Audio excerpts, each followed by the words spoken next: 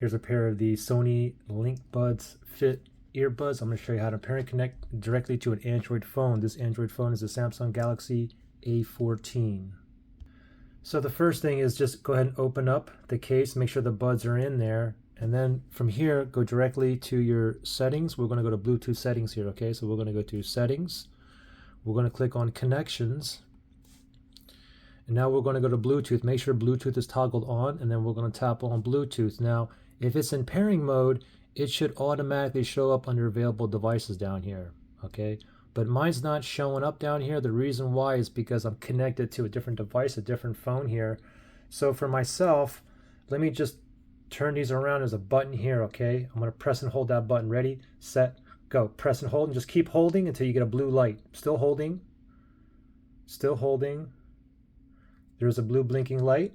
Now it's in pairing mode, okay? So let me just go ahead and rescan. It stopped, it looked like. Let me rescan. And then what do you know? LinkBuds Fit right there. Let's tap on that. Get a pairing request. Tap on pair. And voila, we are now in business. Pretty simple.